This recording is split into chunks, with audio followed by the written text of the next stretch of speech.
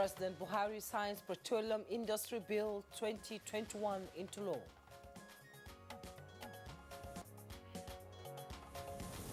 Federal government flags off second phase of COVID-19 vaccination.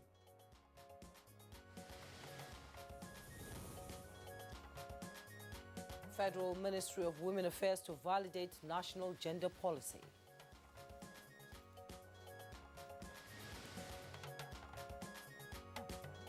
On Good Morning Nigeria today, we shall discuss the dilemma of surrendering terrorists plus Petroleum Industry Act 2021.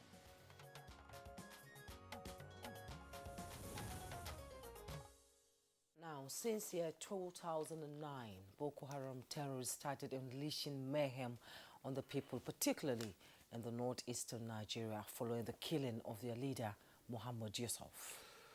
And indeed, the 12-year insurgency has led to the killing of thousands of innocent souls, while millions of persons were displaced, in addition to rendering many people poorer in the northeast as their livelihood was completely destroyed. And following the renewed fight against insurgents by the military with the taking of the war to the terrorist enclaves, some of them started surrendering to the Nigerian troops.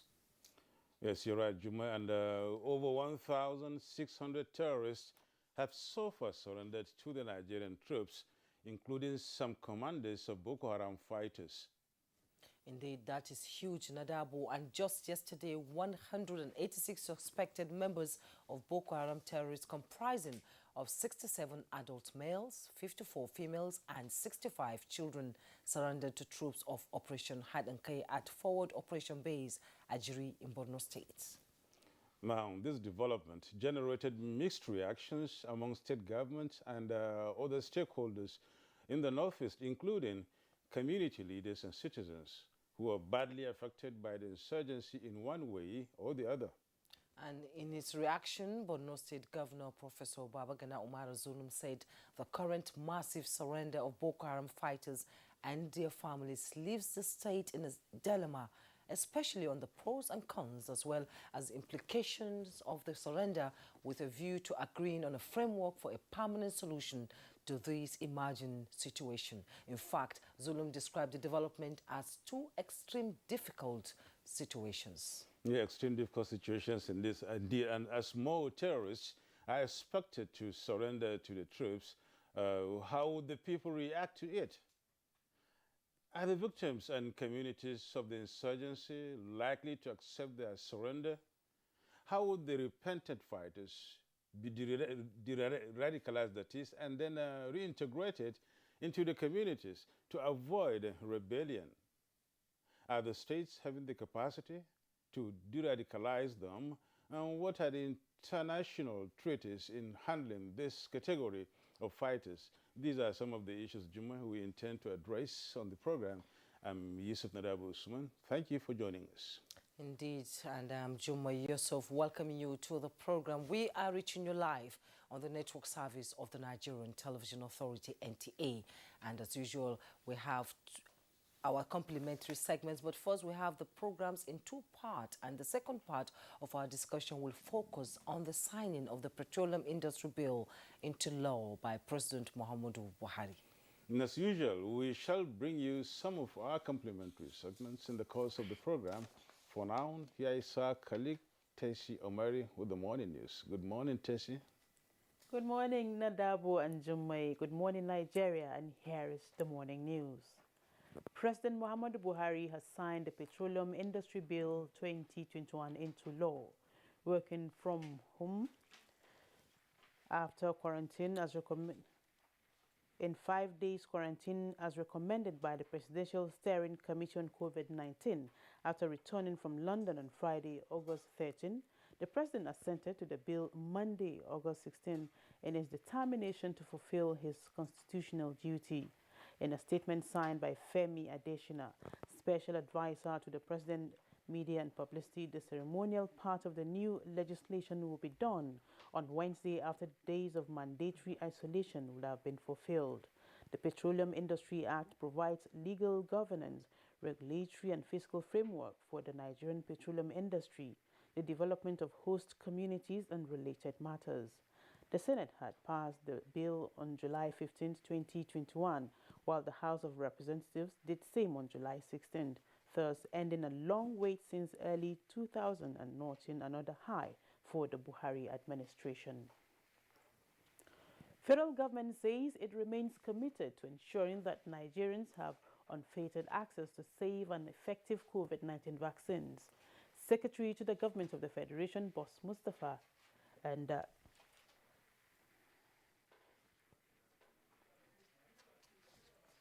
Chairman of the Presidential Steering Committee addressed on Monday.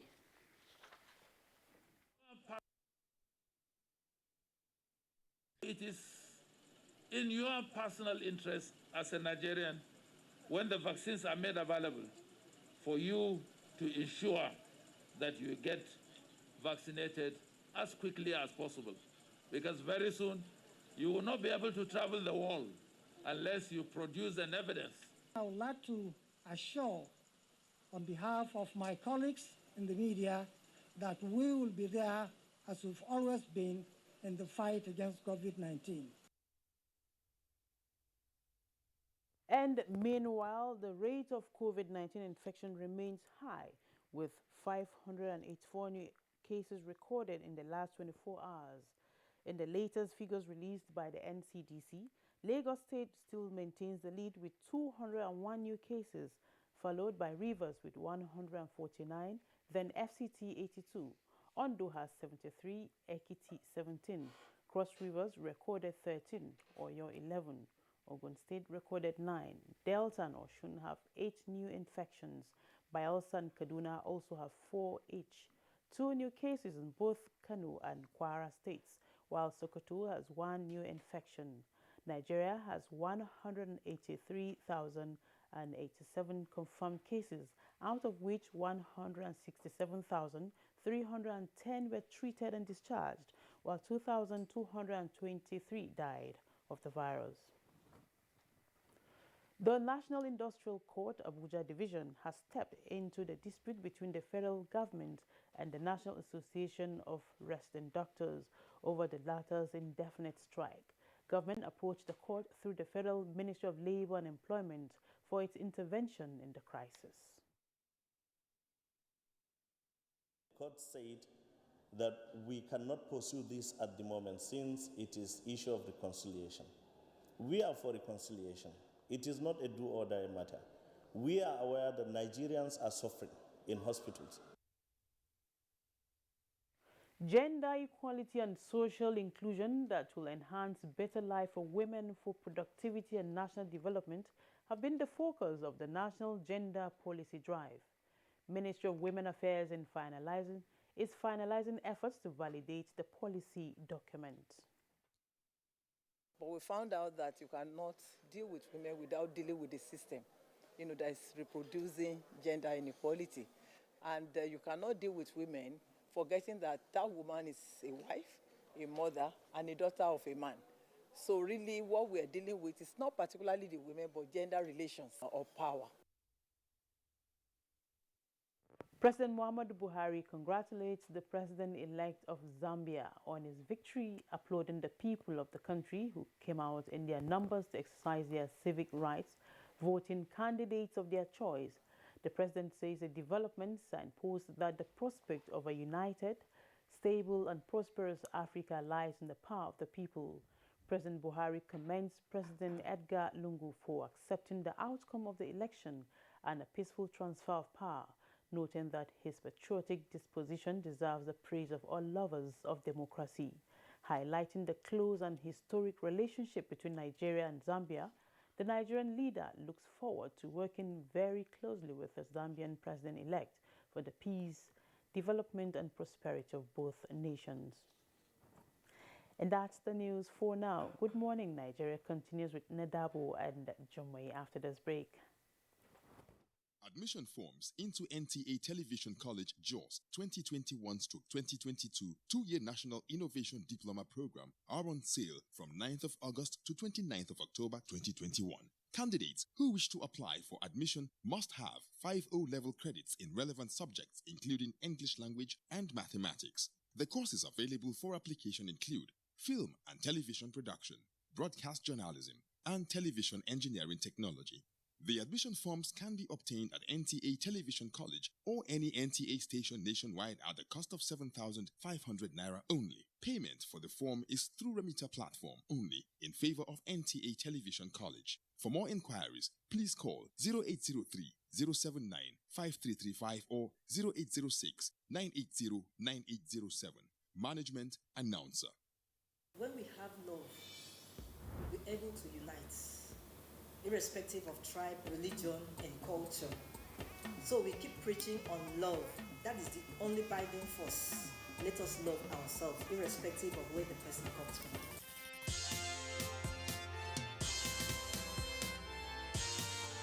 You are about to witness the commencement of the most stimulating and compelling contest on television.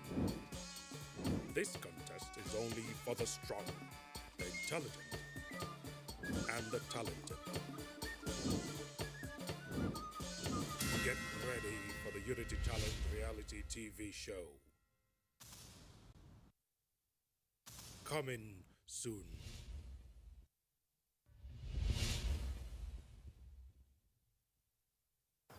He's falling sick so frequently, either fever or stomachache. I keep him away from junk food. She also feeds me apples. She says an apple a day keeps...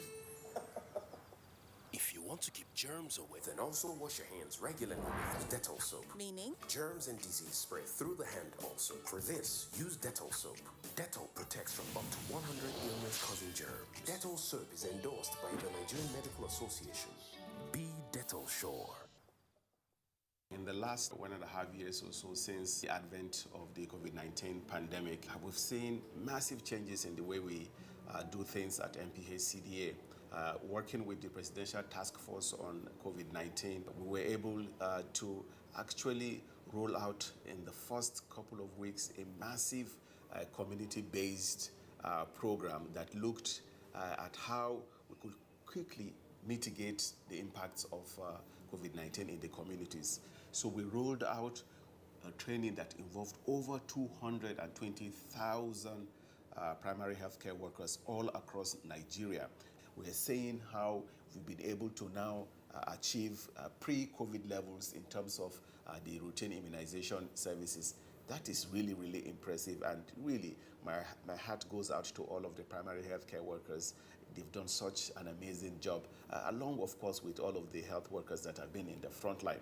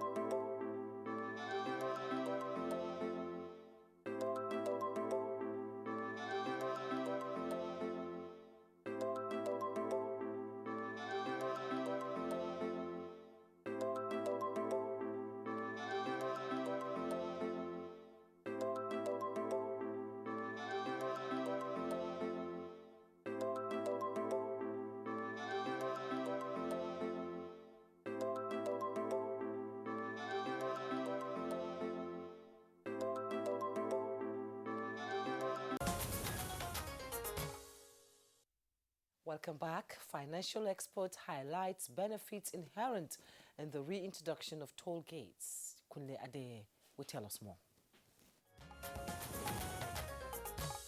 The Federal Executive Council on August 11, 2021 approved the reintroduction of the toll gates on some federal highways, and this is coming barely after 2 decades they were pulled apart. The caveat in the approval is that tolls collected will be channeled to roads rehabilitation and construction. A professor of capital market, Uche Uwaleke, emphasized that the system, which will be electronically driven, will make it transparent. If they're maintained, of course, that will rub off positively, even on transport costs, in the medium term, and as well as inflation. And the good thing is that they are now saying that there will be exemptions. So the vehicles that are used by the poor and the vulnerable groups, such as tricycles and motorbikes, are going to be exempted. In the medium term, is something that will rub off positively, on the economy of Nigeria. The policy and regulations were developed after extensive consultations and deliberations with various stakeholders within and outside government. And quickly to the details of Monday's tradings on the floor of the exchange.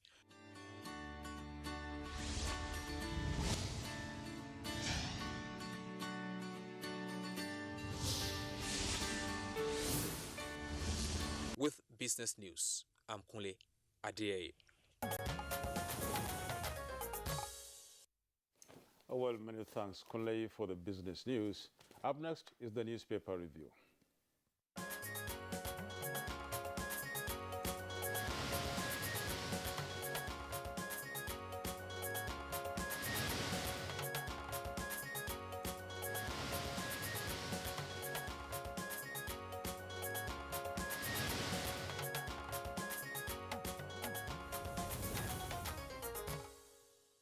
Bayo Toby is in the studio. Good morning, Bayo. Good morning, Jumai. Good morning, Yusuf. Welcome, Bayo. Good morning, Nigeria. Thank you. Morning.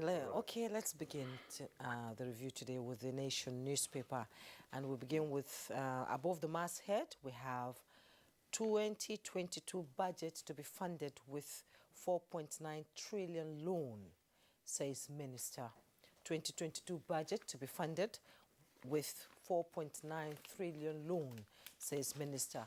You'll find details on page 11. NCDC, cholera killed 1,174 in 7 days. Cholera killed 1,174 in 7 days. With rider, 23 states FCT affected. Governor, Southeast must resist IPOP to save economy. Details on page 5. Police deploy helicopters to restore peace in Jos. You also find that on page 9. Below the masthead, HOSCOM, PANDEF, INC, PDP protest PIB Act. Buhari signs bill. With riders, OPEC orders, it will open up oil gas sector for investment. Bandits kill police inspector, abduct 19 students in Zamfara. Details on page 8. And the bold headlines we have on the Nation newspaper: bids open for Lagos, Kano, Abuja, Port Harcourt airports. Bids open for Lagos, Kano, Abuja, Port Harcourt airports. With riders, government unveils concession conditions. Aviation workers, it is unrealistic. And COVID-19 vaccination resumes with Moderna. And President Buhari will be out of isolation today. And the picture story you're seeing there, turmoil in Kabul. Some residents of Afghanistan's capital, Kabul, on the tarmac of the city's airport during a desperate bid to force their way into an American aircraft on ground to evacuate their citizens following Sunday's Taliban takeover of the capital. And 5 killed in Taliban shutdown of Kabul airport. You find all the details on page 39. At the bottom plate of the Nation newspaper, APC wins Lere federal constituency in Kaduna. Details on page 8. Court to hear suit against doctors September 15. Details on page 2. Nadabo. Okay, here we have the leadership newspaper, and then on the front page, right under the masthead, we have the following stories. And it says, federal government to borrow 5.62 trillion naira for 2022 budget deficit. Federal government to borrow 5.62 trillion naira for 2022 budget deficit. But the main story is about the NMPC, and it says NMPC goes fully commercial as PNB signs PIB into law. NMPC goes fully commercial as PNB signs PIB into law. Details on page 4. And then the riders are upstream, downstream regulators to be created within 90 days. Experts set agenda as sector gets legal framework for investments.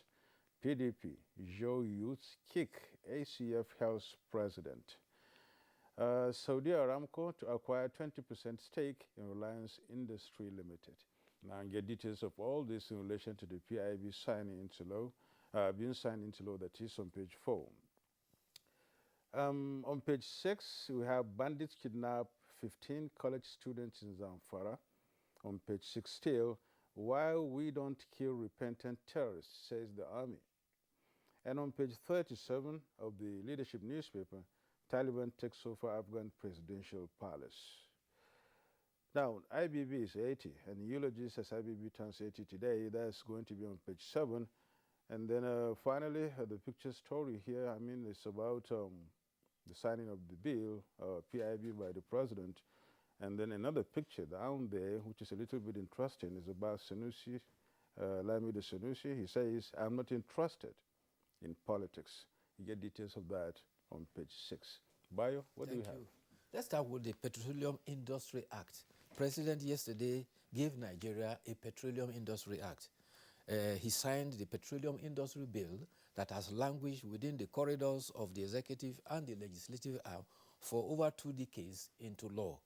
The president, who is still working from home because he's observing the international protocol on COVID-19 for travelers, assented and gave the nation a Petroleum Industry Act. The ceremonial part of the transmission of the bill into an act will be concluded at the Federal Executive Council tomorrow. The bill passed by the Senate on July 15 was also accorded concurrence by the House of Rep on July 16. The law has several bills into one, and it covers upstream, midstream, and downstream. It has identification, definition, and provision for host communities with a framework for investment, direction, and participation also for host communities. 75% of the 3% for host communities is to be dedicated for development, and this is expected to enhance development in host communities. It also provides a clear roadmap for investors who can holistically determine their investment in oil and gas, and it is described as a very positive impetus for investment in that industry. The second flag of the vaccination involving 4,080,000 Moderna vaccines donated by United States took place yesterday. Also rolled out was the 177,600 Johnson & Johnson single-dose vaccine under the African Vaccine Acquisition Trust. In his remark at the ceremony, Chairman Presidential Steering Committee commended health workers for their sacrifice towards tackling the pandemic. The Minister of Health also enjoined all Nigerians to turn out and get vaccinated, stressing that since vaccine came to Nigeria and it has been administered, no single Nigerian has died from the vaccination. The Chairman Senate Committee on Health, Senator Ibrahim Oloriogbe, appealed to the National Association of Resident Doctors to embrace opportunities towards addressing the grievances and return to the hospitals. He said the rollout of phase 2 could not be effectively achieved without them. He said, I want to call on our colleagues who are on strike to please avail themselves of all opportunities of negotiation that government has given. He assured that the National Assembly is working with the executive and other stakeholders to resolve the human resource challenges. It may interest you, Senator Oloriogbe is a doctor. The Minister of Health is a doctor. I think Minister of State too is. The Minister of Labor, who is negotiating, is a doctor. And the head of civil service of the Federation, who is also to interface in the transmission between IPs and account, is also a doctor. So it's a doctor's affair now. I think they are all part of the same, family. Yeah, professional calling. And I think they understand all the intricacies than all of us do. And I think if they put their heads together, they should be able to give us a solution. Does that mean the doctors will still be on strike until September 15th when the hearing will continue in the court? No. The issue of the court is a different thing altogether. But aside from the issue of the court, if even you have a court case and you are able to settle your case, you can go back to court and say you want to settle out of court. So that cannot be an albatross. Okay, let's talk about the airport concession briefly. Well, the airport concession has been ongoing. the details will be worked out by the Ministry of Aviation, but industry participants are expressing serious concerns. But government cannot carry all the load. The idea of concession is to make sure that after a project has been completed, it is given to an entity that will take care of it and make sure that it is properly maintained and also make returns. A corollary of that is the toll gate system that is returning. It is to make sure that the loans that I've taken for some of this infrastructure can be plowed back, and some of those that is paid at the toll will be used in maintaining and sustaining those infrastructure. So it is, the intention is to make sure that infrastructure provided are sustained, maintained properly, so that they will last longer. But the nitty-gritty of it is what those who are involved are concerned about. They need to iron out all the gray areas before it can fully. There was the story Yusuf read about abduction at College of Agriculture in Bakura. This is in Zamfara State. Yes. Unfortunately, bandits shot their way at 10 p.m. on Sunday there. They abducted 15 students, took a teacher, his wife, and 2 children. And it's becoming unbearable now. The same bandits within the border of Kaduna and Zamfara, you remember, shot down an Alpha jet. A pilot had to eject and narrowly got safe from it. They have apparently declared war. Bandits are usually criminals who rob travelers on the highway and get back to the bush. But these ones now are now waging war. And I think the presidency and the National Assembly must identify this fact that these criminals have declared war against Nigeria. They are there for terrorists. There are no more bandits anymore, because only terrorists shoot down planes, only terrorists, ransack towns and things like that. Bandits don't do that. They go on soft targets, but now they are going straight forward to heavy targets, and indeed becoming a worrisome issue. Indeed, Boko Haram are surrendering. Eventually, they too will, if they understand the language of the president. Well, thank you so much, Bayo, for coming. We're running out of time. Thank you, too. As usual. Well, we'll take a break now. When we return, our conversation will begin. Don't go away. Our country can be as great as we want. Let us all commit ourselves to its greatness. We must be willing to set aside our differences, unite and stay as one. In our expansive landmass, human and material resources, and plurality lies our strength.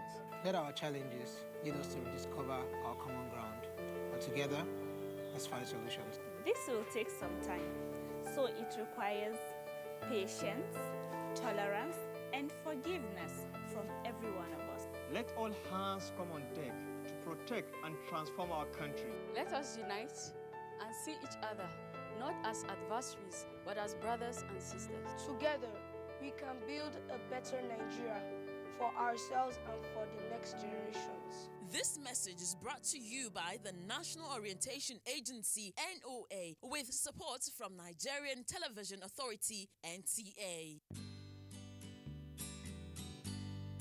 There are certain moments in the day when I need my me time to just unwind and indulge.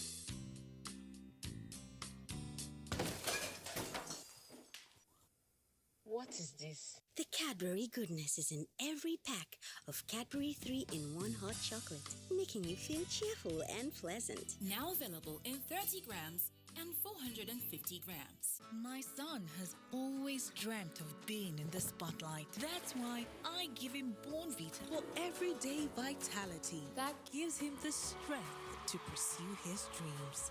Bornvita, strength to dream. Arise, O Nigerians. Let's applaud the courage of Flight Lieutenant Abayomi Dairo, aka the Aggressor, for his skillful and dogged escape from the bloodthirsty bandits in the forest of Zamfara State. 3 hearty cheers also to all military and security personnel who are tirelessly protecting fellow Nigerians from insurgency and banditry while maintaining peace and order. Nigerians are proud of Abayomi Dairo and all our gallant men and women in uniform for sacrificing so much to keep us safe. We admire your courage and we say thank bless the armed forces. God bless Nigeria. This message is from the Federal Ministry of Information and Culture. We should understand that the well-being and security of this country is the paramount to any government. Prior to now, we are doing more of defensive activities to protect our bases and fight the war when we are challenged or when an objective is attacked. But right now, what we do is to carry the battle into areas where the banditries or the Boko Harams or whatever, the Nigerian army has brought into its platforms the BT tanks, main battle tanks, helicopters, Augusta 135, the MiG helicopters, which can operate even in the night, the Super Tucanos that are about to be launched. This message is from the Federal Ministry of Information and Culture. Thanks for joining us. More terrorists continue to surrender to troops of Operation Hadankai at various operational bases, with 186 surrendered just yesterday. Let's join Ekene Nduluwe with this background report to begin our conversation on the subject matter.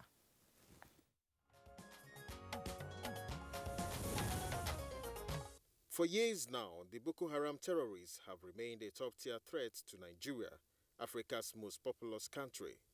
The group's brutal campaign, which includes attacks on schools, villages and abductions, have claimed tens of thousands of lives and displaced millions of Nigerians, especially in the northern part of the country, particularly northeast.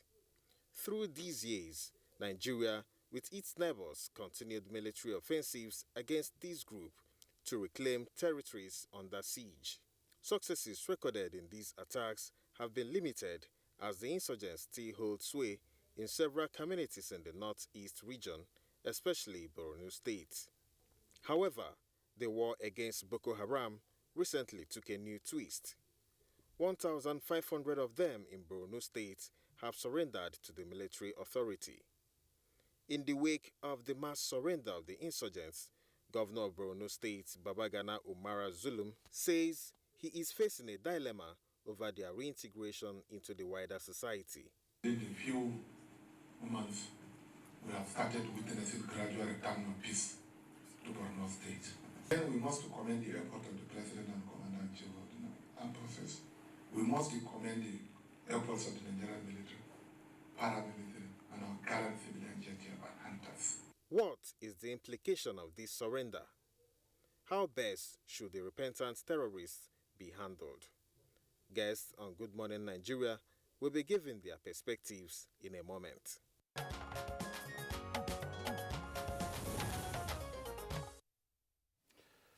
And indeed, we are, loaded with guests to discuss some of these questions raised. And joining us to talk about this, first let me introduce here in Abuja studio, Daniel Hassan-Bola, legal practitioner, adjunct lecturer, and arbitrator, as well as analyst on legal affairs, both nationally and internationally. Bola, welcome to Good Morning Nigeria. Thank you for having me. And also joining us from Jos is Brigadier General John Temlung, First Commander, Multinational Joint Task Force, former President of Alumni Association of National Defense College and Security Consultants. As always, it's a pleasure to have you join us. Very much. It's a pleasure. Good morning, Nigeria. And also joining us from Maiduguri is Kakashe Hulawan, Attorney General and Commissioner for Justice, Borno State. Glad to have you join us on Good Morning Nigeria. Thank you for having me. For 12 good years, Boko Haram has been raging in the northeastern part of Nigeria. And indeed, Jumai, the stories have not been so palatable all the while. Yeah. When you check the list, it has been not, beautiful to hear, but all the same, especially when those atrocities reached peak in 2014. Recall in April when the Chibok girls were abducted, and moving in around August, September, Goza fell, Bama fell. And then I remember also Madagali, Michika, a movie along that line, specifically when we talk about movie, that one took place on the 29th day of October 2014. That's not mentioned in some of the atrocities, talking about, the billions of naira of property and farmlands and properties that were destroyed by the, terrorists. And then the lives that went along with over 30,000 and 3 million of which have been displaced, some of whom are trying to find their feet to date. Now, these atrocities are not really going to go away so soon. And put together, we say, courtesy of the Buhari administration, this very group has been downgraded and now hitting a soft targets, which is, shrinking by the day. And recently, positively, I must say, some of them started surrendering to the government and then feeling that it's not a worthwhile venture now to keep fighting and fighting for no reason and killing people. And we had maybe 1,500 of them that have surrendered. Now, these are issues we are going to look at today, the dilemma of surrendering, these terrorists. Jumwe, it's been so hard a thing to really talk about, especially those of us coming from the Northeast. Indeed. And, fortunately, all of us here in the studio are both from the Northeast. Yes, including Bola himself. Yes, really. Daniel Bola, I would like to start with you. What is the implication of this surrender? Well, what do you make of it? Thank you for having me. There are quite a number of issues to look at. First, to look at the international dimension to it, which is, the international humanitarian law is what governs the principles of dealing with surrendered, armed bandit or terrorists. Let me put it this way, because why I'm saying there's a little bit of dilemma. Usually, under international humanitarian law, you have a situation where you have two warring factions, maybe the military of Nigeria and the military of another country, or freedom fighters or insurrectionists. So when you have a situation like that, you can readily apply the international humanitarian law decisively, comprehensively, and in a better way. But here we are dealing with terrorists that are not by themselves obedient to international conventions. So, for example, under international humanitarian law, if you take prisoners, you don't kill them. You don't deal with them. If you take an army that is injured or wounded, you don't deal with them. If you don't engage in the rape of women, abduction of people, both sides are obedient to those international principles. But in this case, it doesn't apply because the Boko Haram, in fact, do the very opposite of what the convention says. So usually when you find them coming to surrender, it will always have to be on your terms. Now, let's look at the facts. Did the Boko Haram suddenly just surrender because they are repentant in the real sense of the word? The answer is no. They suddenly decided to surrender because there is a heat on them. And then from their own section, they also have a problem between the ISWAP and the Boko Haram sect. After the death of the leader of Boko Haram, they now became downgraded, And the feeling that they cannot integrate successfully into the ISWAP, they don't have positions of power, they are not in a preferred position, now gave them the feeling that they are probably going to be in between the Nigerian army and the ISWAP. You are not free from the ISWAP, you are not free from the Nigerian army. So the best option they feel in the circumstance is to surrender to the government of Nigeria. The dilemma I have with the way the government of Nigeria is dealing with the situation stem from, and I share the opinion of the governor of Borno, stem from the fact that from the intelligence point of view, just because a group of people come together to say they are surrendering to the army and they are willing to drop their arms and then to obey the constitution and the laws of Nigeria, is not a conclusive proof that you will immediately integrate them into the society. That's the fear of the governor. From an intelligence standpoint, what you do is that you gather them together and then take them to detention camp, possibly outside of the Northeast, where they share intelligence, where they are familiar with the territory, and where they are likely to be stigmatized, for example. So you take them out of the Northeast to a place where it will become impracticable, if not difficult, for them to be able to share intelligence, assuming that they want to act as spies. Because you cannot rule the fact that history has taught us from the same sect of Boko Haram individuals that in the past were sort of taken out and we say they are repentant and we're trying to give them all the preferential treatment over and above the victims of this war, over and above the people whose families, loved ones were killed, maimed, and they will never have, their history back again as far as, the history of where they come from is concerned. So the government is having two difficulties. One, you're trying to give a treatment to a repentant insurgent over and above the victims of the war. And then in the second breath, your approach to it entirely may present an opportunity for them, assuming there are spies among them, to be sending informations to the people out there. We'll come to that, Mr. Daniel. Okay. Let's join Kakashehu in Maiduguri. You know, Kakashehu, you have been in the deep of this insurgency from the beginning, and you have always been somebody who have tried his best to make sure that the insurgents do not take over Maiduguri through support in whatever way you can. Can you tell us how this development, you know, in the ongoing war against Boko Haram and the people in Maiduguri, what is the development and what is the implication of this surrendering of troops, insurgents to troops, and what is the Borno State government looking into it and how are they going to go about it? Thank you very much, Jumai. To start with, the government of Borno State,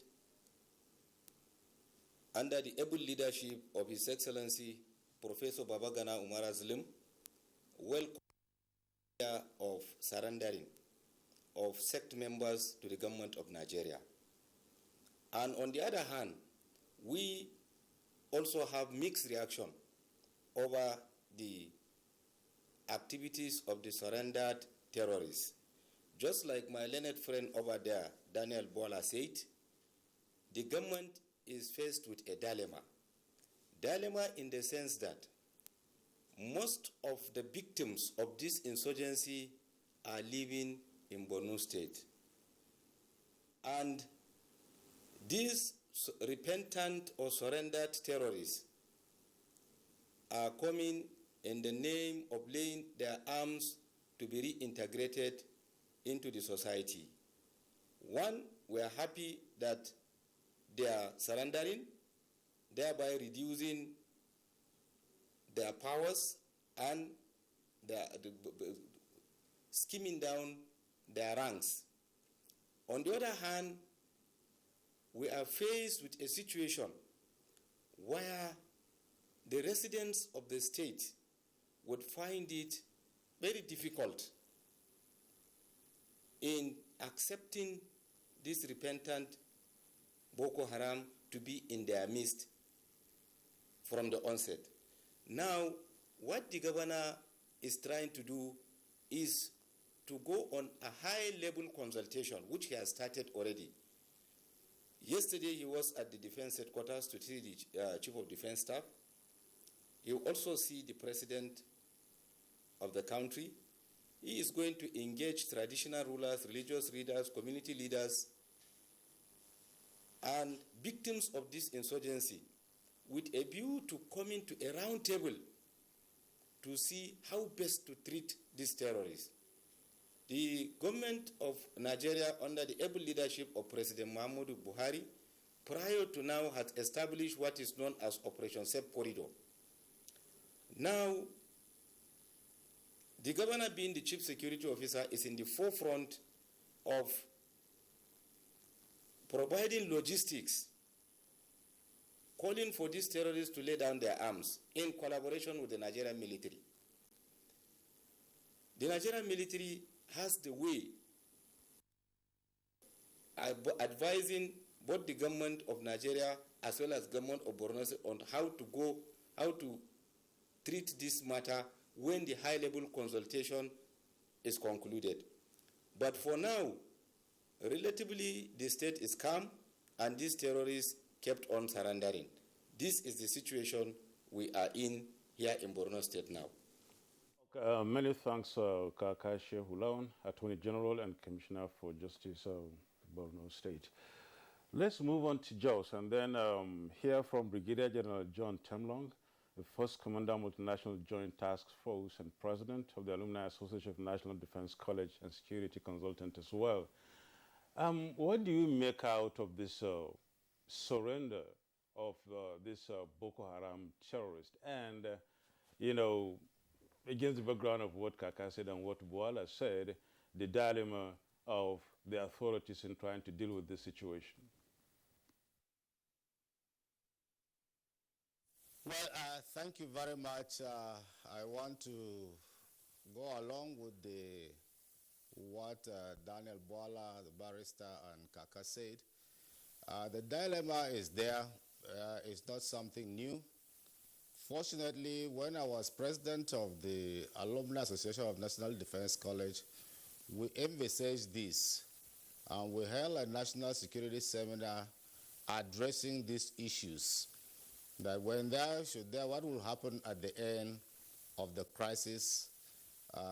One, we need to reintegrate the citizens. Two, you need to look at transitional justice issues. Like what Kaka said is that the victims are there. So are you going to give them justice? They know some of those who gruesomely killed their relations, raped their parents, and made them homeless in their presence there. Are you guys going to integrate them there? So we looked at the Rwandan situation, and where we found out that at the end of the Rwandan crisis, there was so much problem that they had. And even the judiciary that they had were not even enough to try those people. So they had they used what was called gachacha, their own traditional justice system. And so I think it's not something new. You are going to have that crisis. What is even bothering me the more is that these people said they surrendered, but did they come with their arms? If the 1,500 of them came out with their arms, or why did they lay down their arms? You know, we had such situations when I was there, where we had a set of their leadership that came and surrendered to me in Niger. I had to take them back to N'Djamena for the government to handle them, because that was part of our agreement that all surrendered rebels were to be handed over to their host countries. When you ask them where their weapons were, they said they left their weapons with the rest of the rebels who refused to surrender. And so that means that they still have arms and ammunition that could be used against the Nigerian state. Two is that you need to get intelligence from them. So what do you do? There is the Operation Safe Corridor that I said. You just don't reintegrate them immediately like that. No. You should take them to the camps there, isolate them, do a profiling of them to find out those who are the hardcore, those who are peripheral, and those who are forced into it. Separate them, and you get the intelligence that you want to get from them and see how you are going to deal with them, because definitely you have to cater and think of those who are victims. You can imagine the parents of the Chibok girl that came along. She came with 2 children. You can see the trauma they went through. And even that is not even a joy, because the school of that girl has been truncated, and here she is coming with children out of a forced marriage. And that man might not even be somebody that she loved. It was forced. The problem is that she might not even stay with that person, and you have those children growing up without a father, or a father who the children will grow up stigmatized. There are so many of those young children too in Maiduguri and the northeast area, who we even looked at it and x-rayed that in future, in the next 10, 15 years, we are going to have probably a more deadlier Boko Haram, because the stigmatization might come out is that the problem is that Al-Qaeda and Boko Haram, they will start calling them because they might not even know their parents, because some of them, their mothers were raped, and then they got pregnant without knowing who their fathers were. And so, in effect, it's a very delicate situation that the governor must have to look at. You have to look at what experts, and it's not rocket science. People have done it in the past. We'll look at how other countries have handled those situations, and we'll see how we can bring our own peculiar local situation into it and look at a way out to handle it. If not so, it's just going to be probably what some people might just call a piece of the graveyard, which will just boomerang immediately there is something. So we shouldn't do a cosmetic thing. It has to be an academic thing that has been proven. It has to be studied. It has to be looked at. There has to be profiling of those people. There has to be justice to the victims. There has to be training and reintegration. There has to be psychological treatment too for those victims. And like you rightly pointed out, sometimes they are treated highly, better than those who suffered, who are the victims. So there must be a way of looking at the victims. We even saw too during that period that there are so many displaced people who are not even in camps. So when they were counting the number of people in camps, like the Sheikh of Borno told us himself, he attended that seminar. He said even inside Maiduguri alone, there were about 2 million displaced people because relations, friends, and the rest provided succor for them. And so those people are not usually counted in the camps. Some came down to Jos, some are in Abuja, and all over the country. And so if you are going to do a holistic thing, you have to look at the way that you provide succor for everybody, including those who are not counted. If not, you still have a society that is going to be divided, a society that will feel hurt, the victims will continue to feel hurt, and those who are supposed to be behind jail will be enjoying and reaping the fruit of rebellion and being insurgents who have killed people. So I agree with the governor, but it is not an insurmountable thing. He has to do some studies, like he has met the Chief of Defense Staff. I think he can get some of our recommendations in our publication, the constructive engagement of the National Defense, Alumni Association of National Defense College, in the Defense College at the Andex Secretariat. We have those publications that detail all the outcomes of the seminar and the recommendations, which will be helpful. And he can get some other people who will help along to provide some solutions to that. I think that's what he needs to do for now. Okay, thank you so much, General John Temlong. Let me now join Dr. Kabir Adamu, Security Risks Management Expert, who is joining us via Zoom. Mr. Kabir, it is quite an achievement, yes? Now our guests have outlined and brought out some pertinent issues. Surrendering without your weapons. Can these surrendered insurgents be trusted? What's your take on that from the security angle? Thank you very much, and good morning, Nigeria. I think this is a very significant stage in the counter-insurgency operation that Nigeria is waging. 12 years into the operation, and we are having this significant development.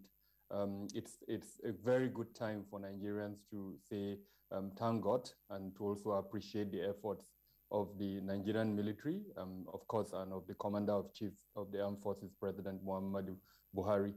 All of this is captured under what is called countering violent extremism.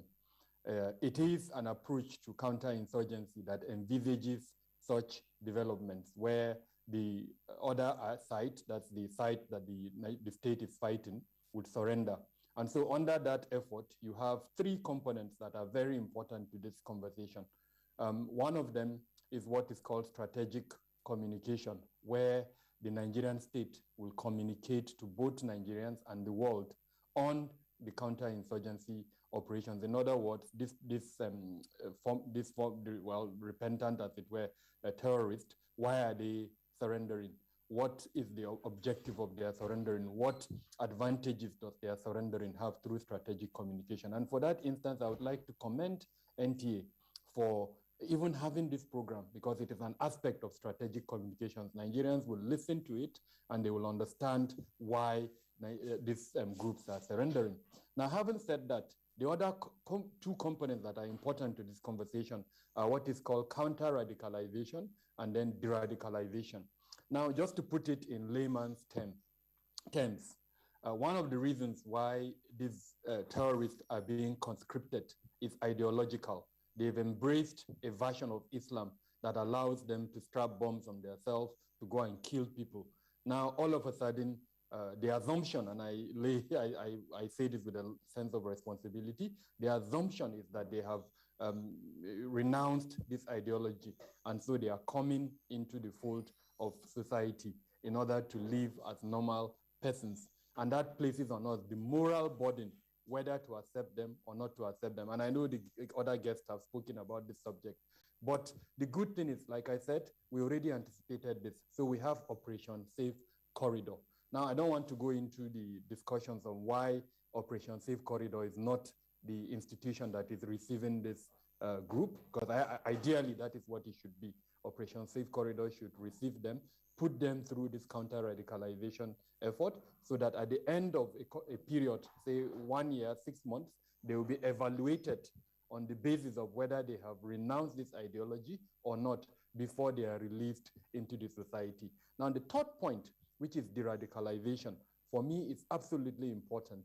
The estimate of the number of terrorists that are in the Lake Chad Basin is about 9,000, and we're speaking of both the Islamic State in West Africa province and the Jamaat al-Ahl Sunnah al-Dawati wal-Jihad. Now, if out of 9,000, you have 1,500 surrendering or thereabout, it means the number of foot soldiers that this group has reduced significantly. And that means the Nigerian army is now battling a lesser enemy. Now, even a primary school student know that this is something that you should be happy about.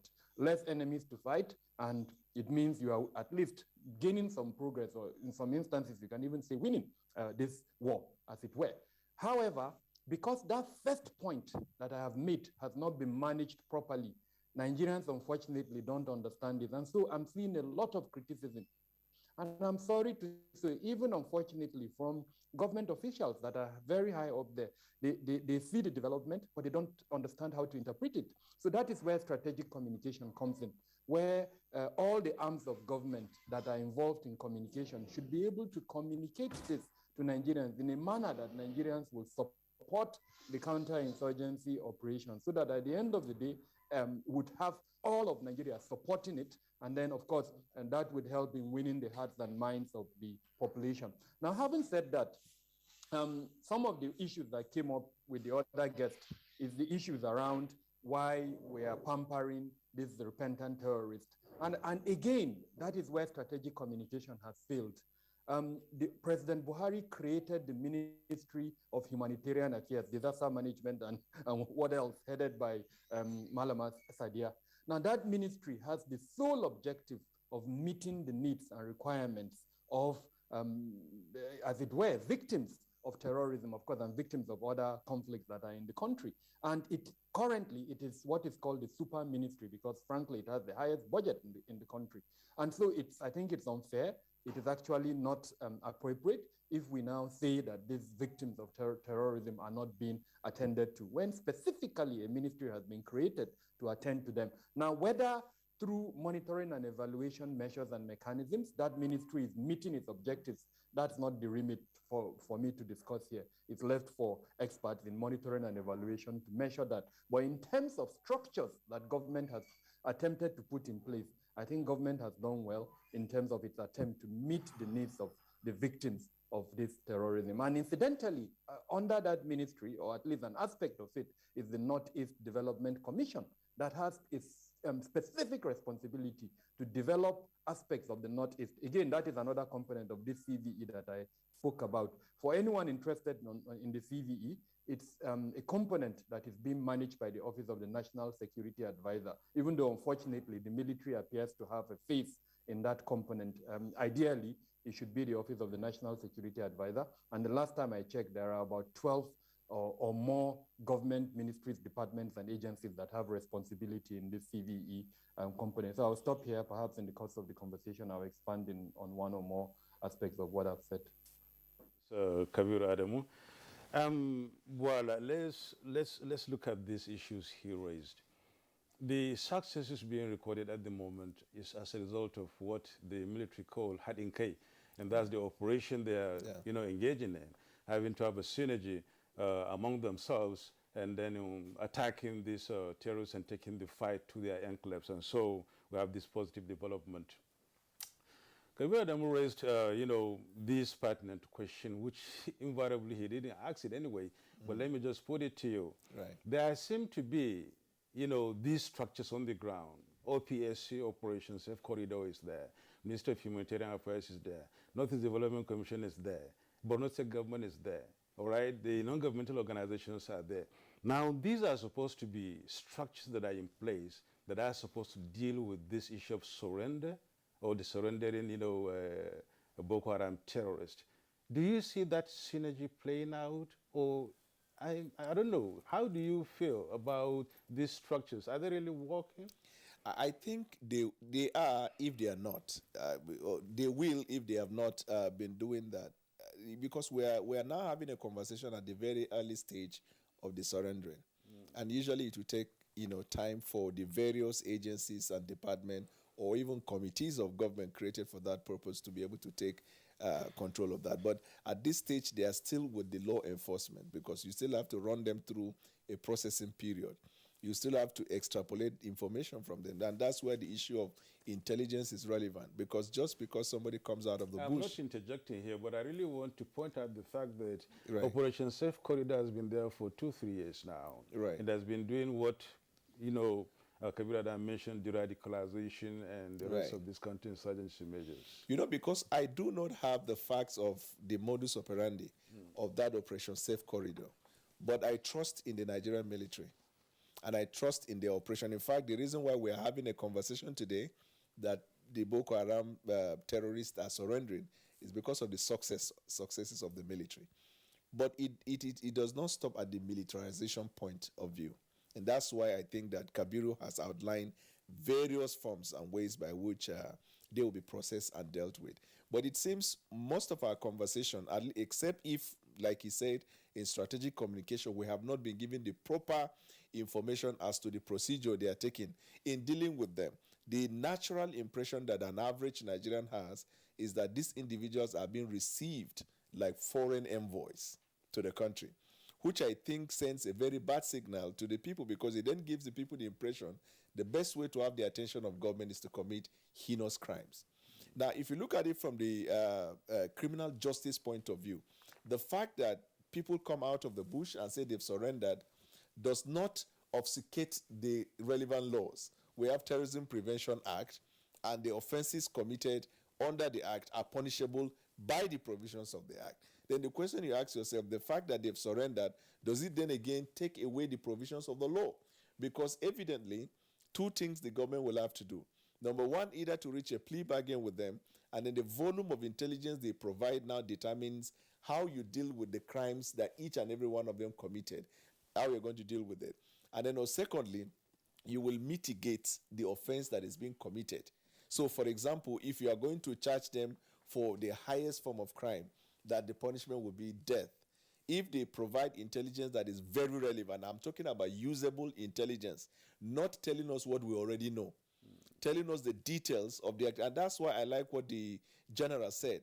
He said they are saying they've repented, but have they surrendered their arms? These are the details you look at. A truly repentant person will bring out those the evidence of his crime. And then it will give you intelligence that will lead to their modus operandi, where is their next operation, what are the dimensions they are taking, because again, because it's asymmetric, it takes different dimensions. And my suspicion, and I do not want that the government should take it as a suspicion, but this is what intelligence does. No information to the intelligence agencies is wasted. Even when you're making noise, it's important to them, because they want to know what is the foundation of the noise that you're making. The question I'm actually raising, and it's because if you look at the world and you look at the activities of insurgents around the world, you look at, we are just talking about the Afghanistan issue. So they metamorphose. Once the heat is on them, they change their modus. So what we don't know, since they are coming out, they say that that's why the idea of processing is very, very important. And you determine that by the useful information you get. Otherwise, you will integrate them, whether they are in detention camp or in the society.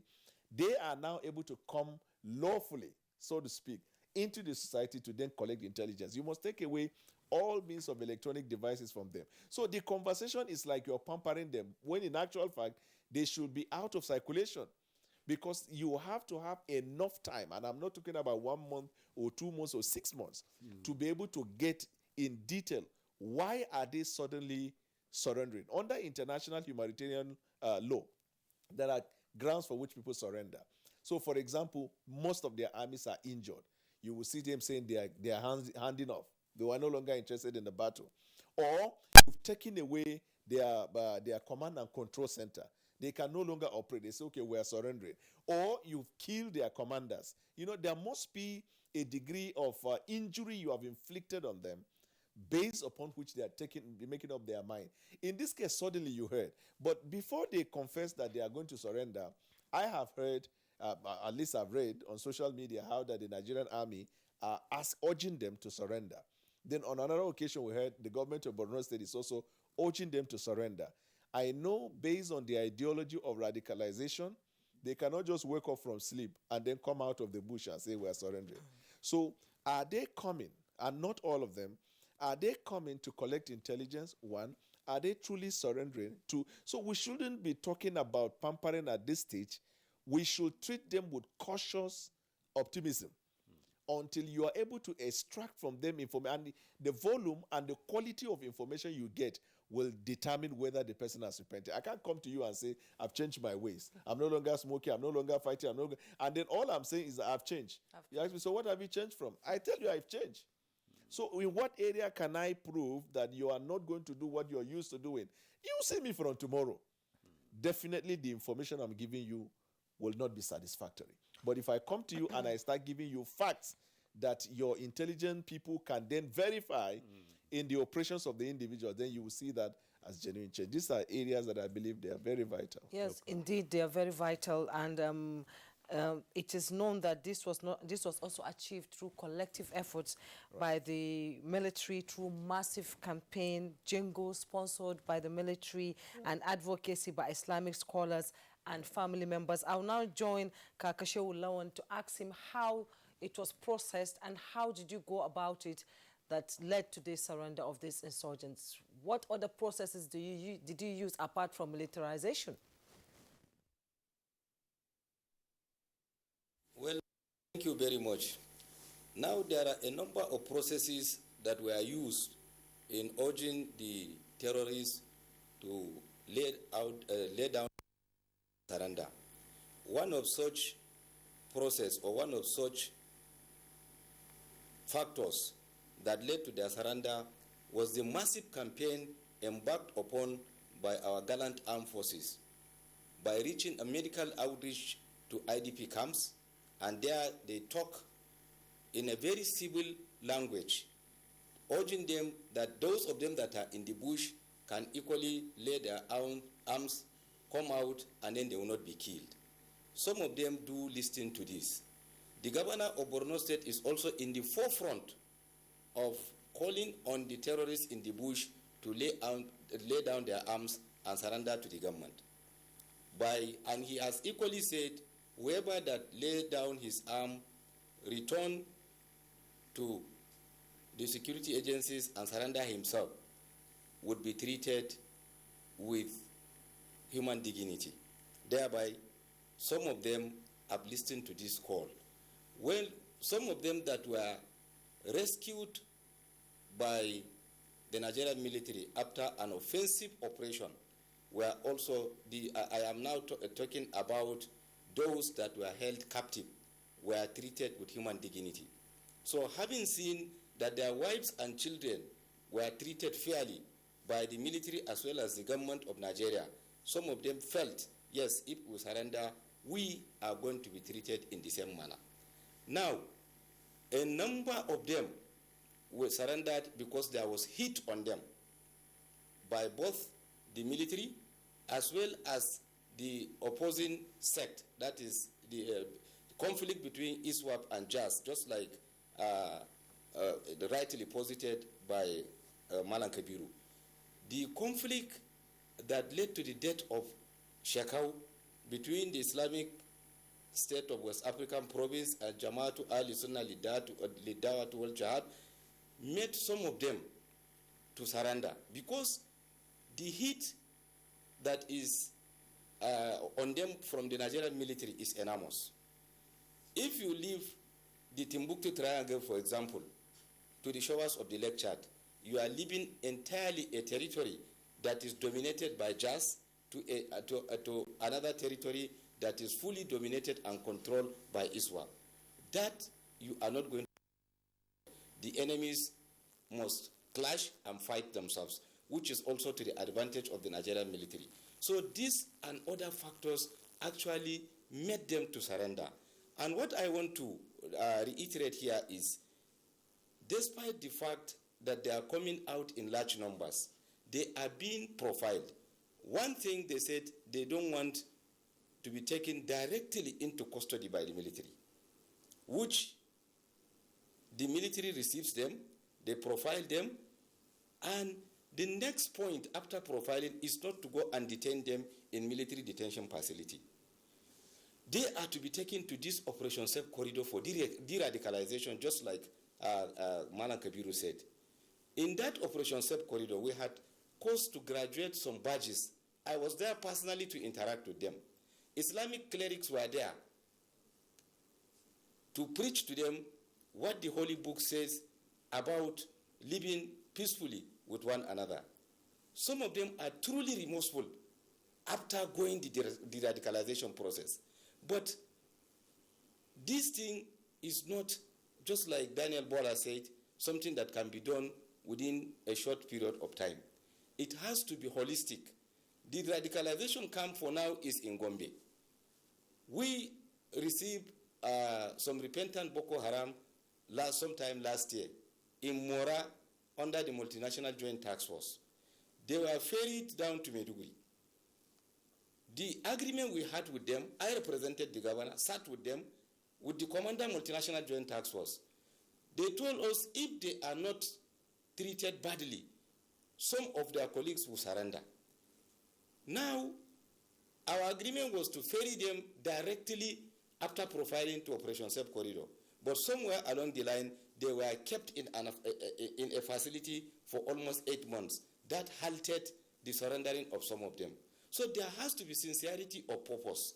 We are not saying they should not be treated fairly. They should be treated fairly so that we reduce the number of enemy, and after having security experts and opinion leaders to discuss on the ways and means of bringing down this insurgency to the barest minimal, then something that has to follow, something that has to do with the law and justice would follow.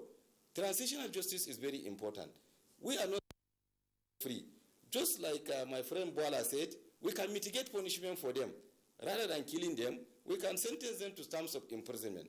Or, after all, considering all these things, there also shall be a true reconciliation between victims and the terrorists. Maybe by doing this thing, we can have a leeway in reducing this thing to the barest minimal.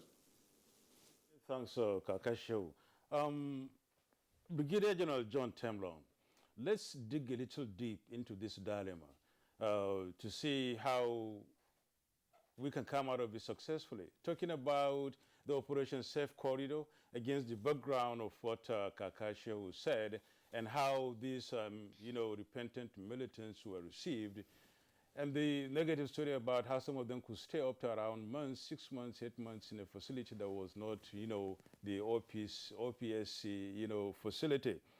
This issue of de-radicalization of these militants, and indeed the effect of that on the society they are going to go back to, is one aspect we are looking at. The other aspect is the community itself that will receive them. These are two dilemmas, these are two extreme sides that need to be looked at very well before we can really get out of this dilemma. What do you say as a leeway, or rather a pathway in between these two in trying to, get off this hook? Thank you very much. First of all, let me address one issue that Kaka said. I think it will be wrong for us to accept the surrendered terrorists in their own terms. No. If that is what is going on, it shouldn't be. But the state government should please listen to the military and let the military handle this as terrorists. Because I'll tell you from my own experience, when the Nigerian terrorists, rebels, the FDR Tubo rebels surrendered, the terms was that they should surrender to me. But they went directly and surrendered to the Nigerian government. And the Nigerian government, instead of referring them to us, they didn't. At the end of the day, we were left with a greater problem because prior to that, the Nigerian government had armed the Fulani militia, the Fulani militia, to defend themselves with military-grade weapons. And it was the Fulani people who are now sustaining that militia force. But when we came and hit them hard and they surrendered, there was a credible force around. And so the Fulani stopped sustaining their own militias. And those militias had their own weapons, military-grade weapons supplied by the Nigerian government, with them in their hands.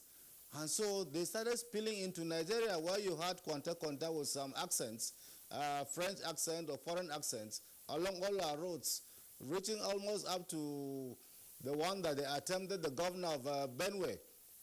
So we had a greater problem.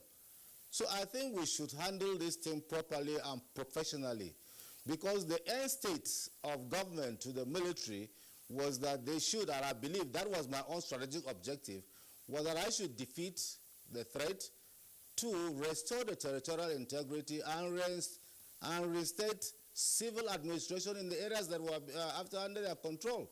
And I believe it will be the same thing here too. So they shouldn't give conditions for their surrender. No.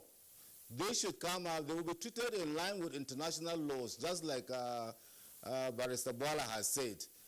Nigeria is a signatory to the international humanitarian law, so we have been fighting and treating them that way. So we should do that one. Let's take that one seriously before we start creating serious other problems. They will surrender. As the heat is coming up, they will surrender. Are they communicating with their colleagues when they tell you that if they're treated well? How will their colleagues know that they are treated well or not? Do they have a means of communication with their colleagues in the bush? And are you monitoring that communication to make sure that what they are communicating is not passing intelligence?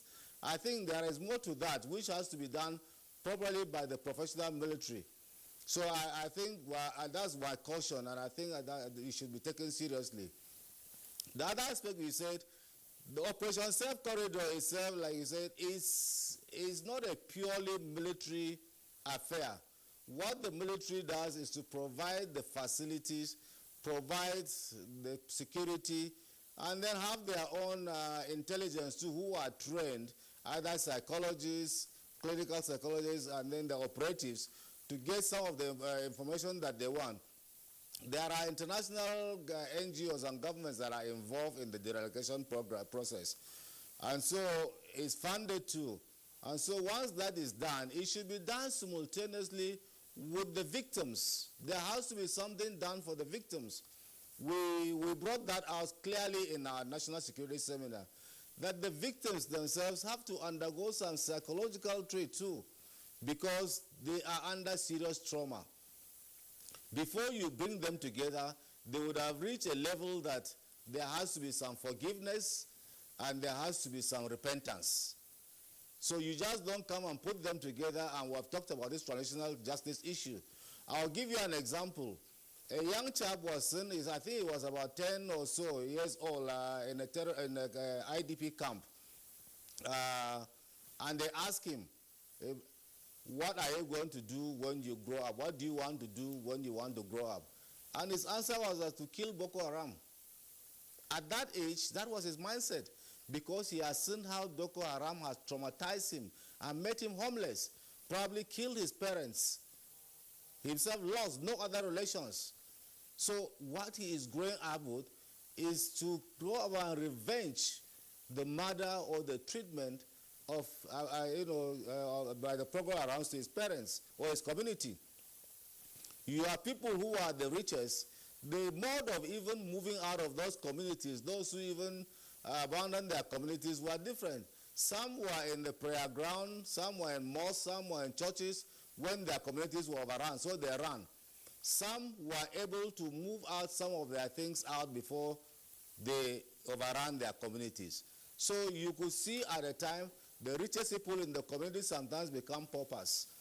And then you have another set of people who are traumatized them, coming back, being rehabilitated, and given take-off grants, and they become the rich people in the community, the influential people in the community.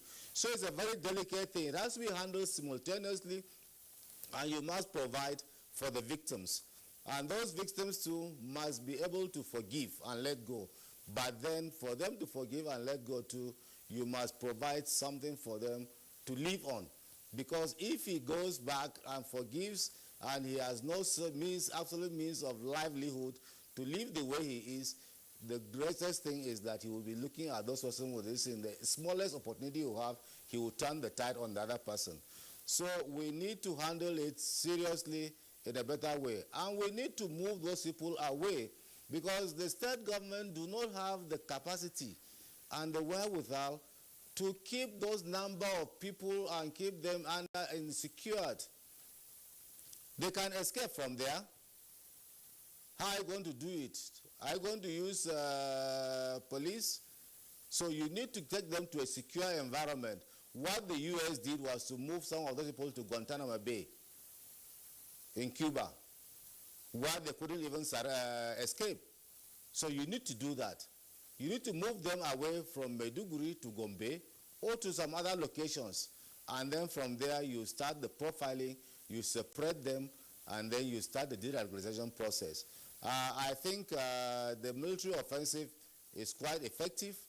They're understanding the language that Mr. President said they should speak the language that they understand. And that is that's the why they're coming out. But the objective is that you want them to come back because they are Nigerians. You are not going to annihilate them. Because if you do that, you are going against international humanitarian. The laws of war do not allow that. The laws of war do not allow you to kill a surrendered combatant. So you have to treat them according to the laws. But while treating them according to the laws, your national security must come up first. And that way, you still want to integrate them and make them citizens because they are citizens. Unfortunately, we have a dilemma again in this country, is that you don't know who is a Nigerian, especially in those areas. We don't have ID cards for them. There are no data. So somebody living in the lake on the Cameroonian or Chadian or Nigerian side that joined Boko Haram comes in here and fight. They speak the same language because they speak almost the same language around there, Kanuri, Buduma, and the rest. And so when he comes in here, you say he's a Nigerian. And so you keep him as a Nigerian too.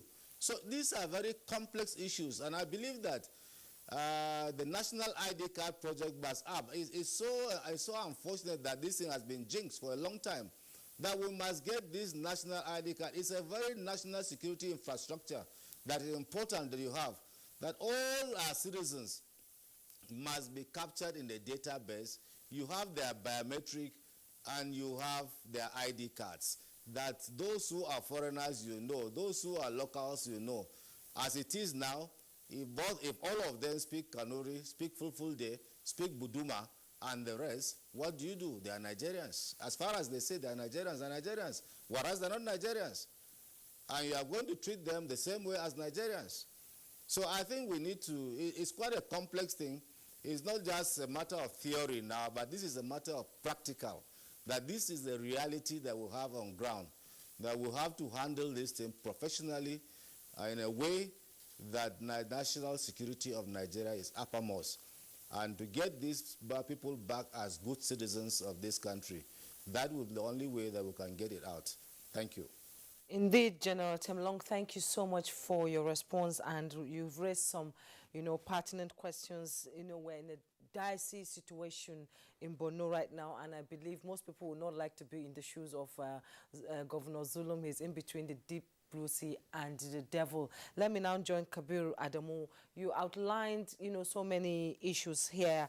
You talked about strategic communication, de-radicalization, counter-radicalization, and the NEDC. Let's talk about the NGOs that have been in Maiduguri for a very long time. What kind of role do you think they will be able to play in stabilizing and, bringing people out of the trauma of the insurgency in Maiduguri. I, for one, living there all through the insurgency, I know what I go through day in, day out, you know, waking up in sweat at times, in nightmares. How will people be able to overcome all these kind of things that happened? You can't even describe it. Where do we begin from?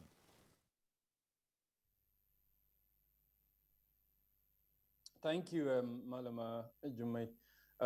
My heart goes out to everyone that has been in the last 12 years the recipient of the consequences of the insurgency, not just in the Northeast, but across the Lake Chad Basin and across the country. Before answering your question directly, one point that I think has come out from all the discussants is the need for improved coordination between the federal and state government. What appears to me from this conversation is that the federal government has a lot of policies that it doesn't seem to me the state government is either fully aware of or has been involved in. I mentioned the Countering Violent Extremism framework. That framework was launched in 2018 or 2019, if I remember very well. And one of our advice then was that it should be taken to the state governments because frankly, people are in the states, not at the federal level. So if you bring up such a beautiful policy and you don't take it down to the states, then it means people will not even be aware. And unfortunately, that's where we are. So that's one huge sort of recommendation. I'm hoping that those that are driving the policy implementation in the various departments, including the Office of the National Security Advisor, let them reach out to the state governments and introduce all of these beautiful concepts to them so that they can help in the implementation of those concepts.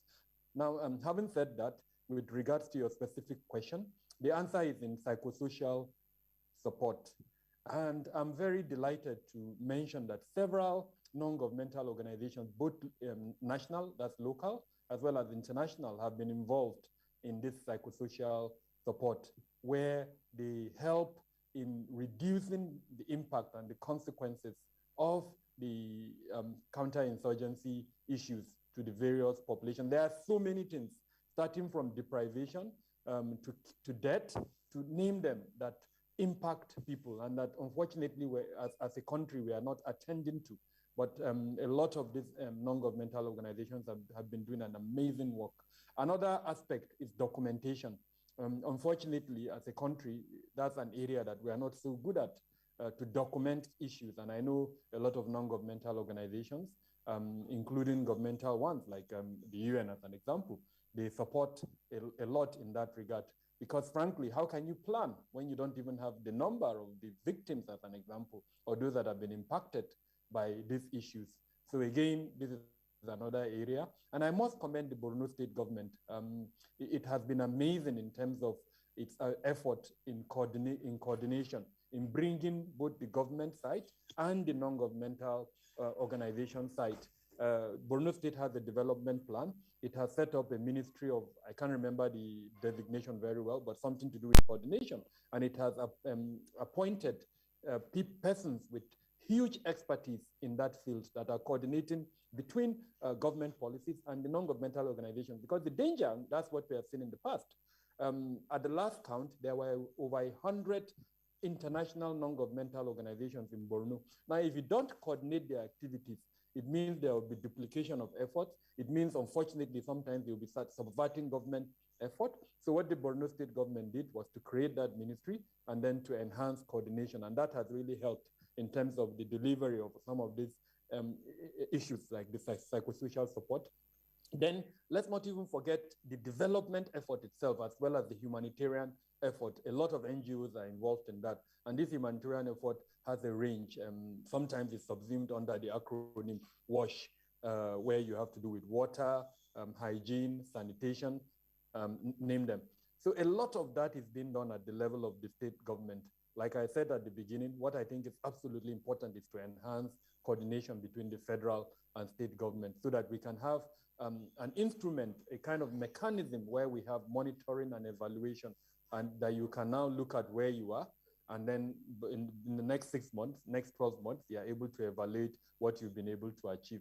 That, I think, is the missing gap. Remember, we have a national counterterrorism strategy, and I know General Tenglong can speak better on that strategy, but I am not aware that in the last couple of years, we have evaluated that strategy to ask the critical question, where are we? What have we done rightly? What have we done wrong? Why is it that it's only the military that is bearing the face of the counterinsurgency operation? When in the alternative, when I looked at that national counterterrorism strategy, it should be a whole of government and not just the military. So a lot of these things, unfortunately, are not as easy as it sounds, but I believe that the conversations like this, interrogations like the ones that we're having, will help us go back to the original objectives of some of these policies and documentations that have been arrived. But in summary, non-governmental organizations are playing a critical role in counterinsurgency operations, including this countering violent extremism framework that I've mentioned. In fact, when the Office of the National Security Advisor launched it, one of the first things it did was to invite what it calls stakeholders, including non-governmental organizations, our diplomatic partners, name them, and they came for a meeting. It introduced the framework to them, and I know they supported the framework. Just to give you an example, we've been talking about the Operation Safe Corridor. Most of the monies that the Nigerian government got to operate that Operation Safe Corridor came from our foreign partners. So that's some of the roles that these non-governmental organizations have been playing so far. Oh, well, many thanks, Dr. Kabir Adamu. Kabir Adamu is a security expert and security risk management expert, that is. So thank you so much for your insights this morning. On a final note, we're running short of time, Bola, maybe in 30, 45 seconds. Right. What would be your parting comments on this dilemma, given the fact that it has assumed some international dimension too? Because I learned some of them surrendered in Cameroon. Right. First of all, is to really salute the effort of the military, the federal government, and especially Borno State. Otherwise, the governor would have politicized it by just showing excitement and not, raising germane issues. But for him to have done that, it is something that is what commendable. My only final advice will be that these surrendered terrorists should be taken out of the Northeast, which is what in law we call locus in quo, the place of oppression or the place of the commission of the crime. Because if you keep them there, they're definitely going to, some of them who are probably serving as spies might give useful information that will take us backward. So taking them out of the Northeast, you can bring them to North Central and then do all of these processes will be very helpful. Okay, thank you so much, Daniel Bala, legal practitioner, adjunct lecturer and arbitrator, as well as analyst on legal affairs, both nationally and internationally. Let me now join Kakashehu in Maiduguri to ask him which way forward, what's next, with the overwhelming numbers that are ready to surrender now. In 30 seconds, tell us what the government is putting on ground to absorb these people that are coming out, and what will you be able to, how can you differentiate between those who have been forced and those who were in Boko Haram willingly? How would you be able to do that to secure Borno State once again? Thank you very much. Let me first of all create clear one impression.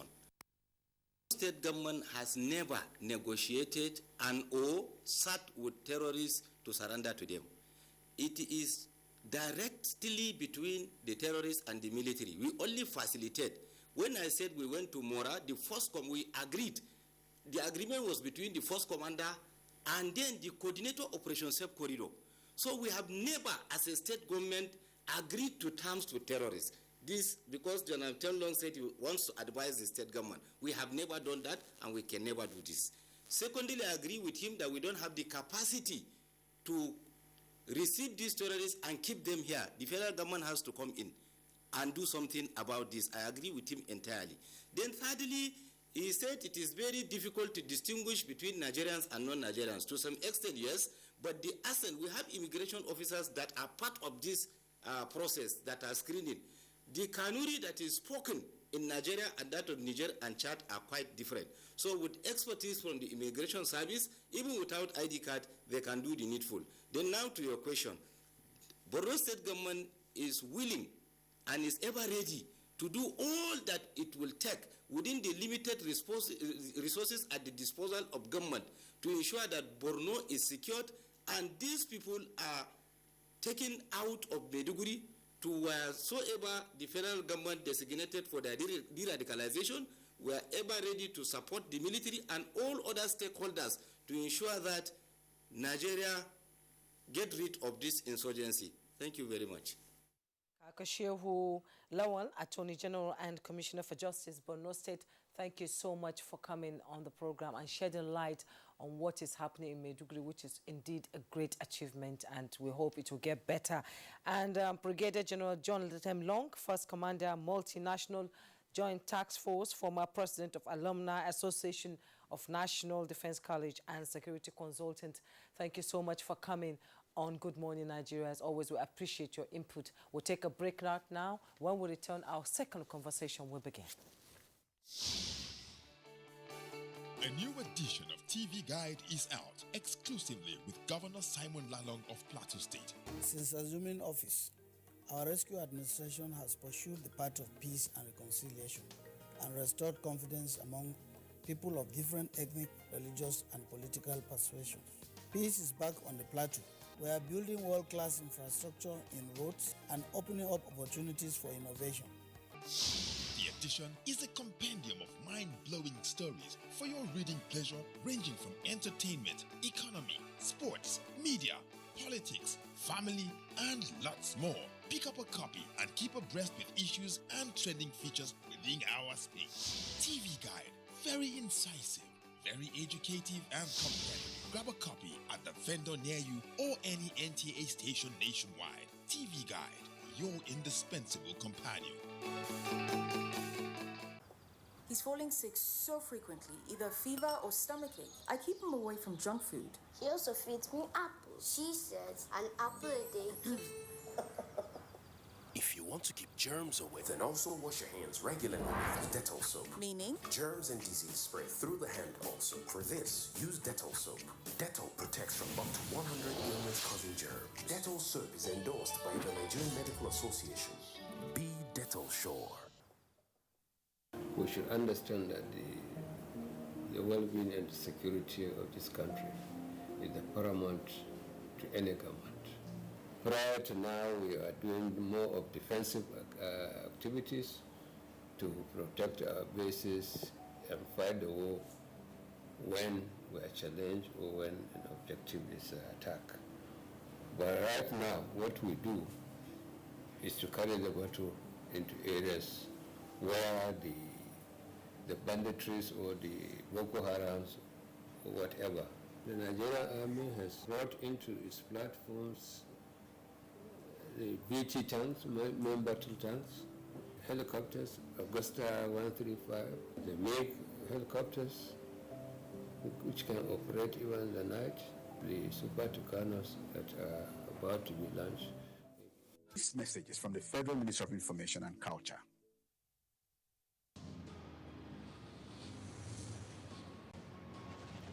The Sports Parliament, your weekly sports program, is back to the studio every Thursday, 10:30 p.m. to 11:30 p.m. live on the Nigerian Television Authority, Africa's largest television network. Watch out for the parliamentarians with renewed vigor and zest. Mr. Speaker with his gavel to harmonize sports resolutions. Sports Parliament, a must-watch. Sports Parliament, the home of sports verdict. The highs have it.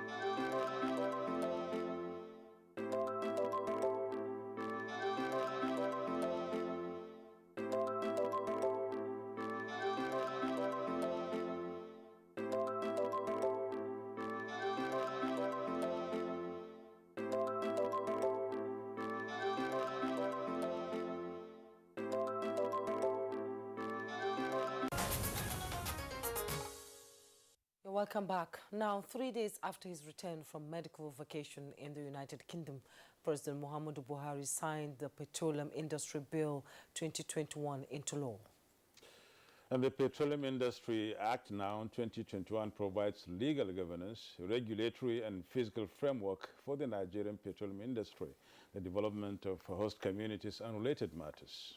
And joining us in the studio to discuss the act is Honorable Charles Ogun, member ad hoc committee on PIB in the House of Representatives and a key player in the oil and gas sector for decades. You're welcome to Good Morning. Thank you for having me. Honorable Sarges, congratulations. Thank you. We've come a long way. It has been signed into law after being there for decades. What do you make out of it? Well, it's a good bill, and we believe strongly that it should move the industry forward. I know most people in the Niger Delta might not be happy about the percentage going to the host community, but from what the Minister for Niger Delta Affairs, Senator Kwabio, and even another son of the Niger Delta, the Minister of State for Petroleum, said, they have said, look, let's take this for a start. And I kind of agree with them. For one reason, you would have heard this said so many times. In the last 4 years, if we deduct 2020, because not much happened in 2020, over 78 billion US dollars came to Africa that was invested in oil and gas. And Nigeria is supposed to be the hub of oil and gas in Africa. Yet, only $3 billion came to Nigeria. That speaks for something. Quite sad. So the investors are not coming here. They will go where the money is. Nobody will invest money in an industry or in a sector or in a country when you don't know the returns. So that has been the challenge with the petroleum industry bill. So by the grace of God, we have put that behind us now. So how it will work is another issue entirely. Let's hang on to that. Let's see the prospect for investment in this bill. Talk to us about that. The bill has opened up the industry to a large extent. Let us admit, the biggest problem in this industry has been NNPC. And the part of NNPC is not the human being working there. It's largely Nigerians, but they are excellent people. But it has been government. Whether government of the day, whether previous government, it's been government. And what this act will do now is to take government away to a large extent and allow the company to be run like it's going to be a KAMA registered company. Because the bill now act says within the 6 months of assenting to the bill, the Minister of Petroleum will cause to be registered NNPC Limited.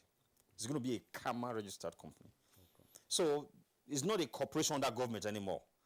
So it will be run properly. And what we're also pushing for, which I think will be done within a short while also, is to have private sectors invest in it. So that maybe in the long run, government will be a minority shareholder in the company. And that will give a lot of confidence, not just to Nigerians, but to investors also. But even as we are right now, that will happen. So if you give attention to proper management of the company, efficient management of the company, that will be making profit. Investors will see this and bring in the money. It's the money really that matters, how much money you put in this sector.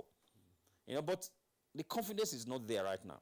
So that's why passing of the bill will help to a great extent. Because it's the money from investors that will make the industry grow. If they are going elsewhere, because if you offer me something good, our neighbors here, Ghana, Cote d'Ivoire, there's oil basically everywhere. Even Mozambique. We're not talking about 40-something billion being invested by Mobil and all in Mozambique. Some few years ago, who knew about them? So if we bring that money into the country, it will open up a whole lot. We'll have enough dollars in here. We'll have enough contractors working. Even the host communities where we are doing oil exploration, we have most of the people working. So that's what excites me about the bill. But like I said, whatever issues people have, that can be dealt with later. A bill can always be amended. But people lose sight of that. From when the president assented to it, when we resume in September, we can start bringing amendments to the bill. There was, a lot of negotiation took place within the host communities, the federal government, into signing the PIB into Act. You talked about the investment that will come to them and jobs coming to the, host communities. A lot of degradation happened in these communities due to activities of oil companies. How will this impact immediately the host communities? Where are we on the pedal? Are we pedaling fast or going slowly on that? Well, the government has talked about stopping gas flare. There is a program outlined by United Nations Framework Convention on Climate Change. That does not have any binding effect as such, but the Nigerian government has worked along that line. And this act has also spelled out clearly how the operators, the oil companies, should give data on their reserve, on gas flared, and the gas utilization. That's within 6 months of coming to act. Most of these reports will be submitted to an NPC. So working hand in hand with them, I'm sure over time we'll put out flare, which is one of the major pollutants in the region. Some few months ago, I was in Port Harcourt, and I got into my house. There is a guest toilet that we hardly use, So I just went in there and cleaned the bowl. It was all soot, all black. That's a place you hardly enter. The windows hardly opened, but there is an expeller there. So I think all that fume was coming in. I'm talking about a place where there is heavily wooded, there is green everywhere. So the people are facing a lot of pollution. And I think this bill will not solve all the problem because we have to change habits. But I think it's a good place to start. It's a good place to start.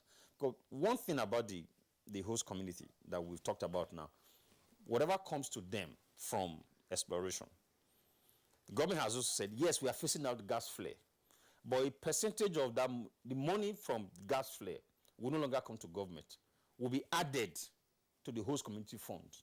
And so that increases it. Now we are playing with figures about 800 and something million to about 1 million USD. So that's why I say, okay, you hold this one first. Let's see how it works. By the time the investors come with their money, we have more money in the sector, their activities and all. If we don't see the benefit, maybe we need to review it. Now, where is the bone of contention here? Well, we're all human beings, and we are all essentially, we are careful, because now, things were sold to them. We're going to have host communities. We are going to have a lot of money and all that. Now, then they have talked about previous bills came with 10% going to the host community. That even the president had said 5% and all. People are aggregating all this and saying, look, why are you not giving us 3%? And in fairness to the host communities, when we debated this, initially when we went around before the public hearing, we met communities. The chairman in the Senate, Senator Nakudu, and the chairman in the House, Honorable my leader Meguno, so said in the House, we went to Baramantu, we saw oil spill, we saw tankers lifting crude oil in flow stations. That should not have been the case. They should be going to the terminal. So when we had engagement with the host communities in Delta State, he even spoke and said, look, I will work for the 10%. With what I have seen in this region, I will work for the 10%. But when we came back, the Niger Delta people, the oil producing people, came together and said, okay, let's even do 5%. Maybe 10% would be, because they had told us, NNPC and the industry told us that, look, 5% might be too high, considering the figures we are working with. So to allow the investors, to encourage them, let's do 5. We agreed on 5, and then we mentioned it, in the community retreat twice in Lagos. So it was agreed upon. Then we came to the House, there were agitations. The Speaker took a vote from the committee on that 5%. So that's why we were surprised that the way it was introduced to the Senate. Why was it not discussed in the House? The House took a position. So how did the Senate bring that in? It was never discussed in the committee, because we had joint committee meetings. So those are the issues that people felt they were not properly carried along. But my take, as somebody that is a practitioner in the industry, and that's from the region, is let's see how this will work first. The people don't have faith in government. You say, okay, let's see how it's going to work. It becomes the law, and then nobody's looking at it. That's why we say, we are raising children, say, don't lie to them. Yes. Because some of the things you tell them now, you think, it's not even sinking. You are deceiving them. But they will remember. You know? So if government will learn to be honest with, I was going to say government, all of us. You know? If we learn to be honest to people, that if we say this, and we say we are coming back to revisit it, we will revisit it, some of these issues will not even come up. Okay, at the moment, the legal framework and, of course, the fiscal framework is on the ground for petroleum and gas in this country. The industry is now going to be, guided by this. The act has come to stay, I believe. And as you said, it's positive to think that it's a work in progress. Sure. It's not really the end of the road. True. So whatever agitations people have, there are avenues still for making amends and the rest of them. True. I would want to ask this. Why lie the position of subsidy in this very, situation? Subsidy is gone. Gone completely? Oh, yes. The ordinary Nigerian will want to know, can you break it down so that I can understand it myself? Okay, within 6 months of this bill coming into effect, where you have to take the asset of the NNPC because it's now a CAMA registered company. We're going to take time to do all that. Then you have the PPPRA now under the upstream commission. This is, and then other functions under DPRO is now under the same upstream commission. The other part will go to the authority, that's the midstream and downstream authority. So they are now going to look at, basically regulate, watch the prices, because we have opened the industry for everybody to bring in product for now. But we also know the Dangote refinery will come on stream very soon. There are modular refineries all coming up and working. So even we do not envisage that there will be importation as such. I think that's some of the things that we have behind our mind. Okay. But even if that's going to be the case, if they're still going to import, market forces will determine that. So where government comes in, the upstream regulatory commission comes in, is to just monitor to be sure that is the right, whatever that is coming in is what is required, what we have asked for, because petroleum products have different properties. Like in the Western world, you have leaded and unleaded. And if we ask for a particular type, that's what comes in, which is the work of the regulator, really. And then to be sure that the price on haulage, now because we are going to privatize the transportation of the product via pipelines. Okay. So we are checking all those costs. That's what the regulator should be doing going forward. So if you allow liberalization, allow market forces to detect it, in fairness to this bill, which is what we have been agitating for, now if you allow market forces to detect this, we will not have some of the issues we are having. If you can all bring in your product that can bring in, the competition will force down the price. But government has been poking their nose in there. For what reason, we don't know. Hopefully, for us who need this, subsidy, I hope it will not cause a lot of problems for Nigerians. It won't. Removing the subsidy. It won't. Okay, Honorable Saigios Ogun, member ad hoc committee on PIB in the House of Representatives and a key player in the oil and gas sector for decades. Thank you so much for bringing your insight and input into this conversation. It's quite an exciting moment for Nigerians. Thank you so much. Thank you. Sports update. Tokyo 2020 Paralympic organizers bar spectators from stadium ahead of the games and growing COVID-19 cases in Japan and English Premier League's Big Six clubs officially rejoin the European Club Association after resigning from the breakaway Super League. Let's join our sport decks for details.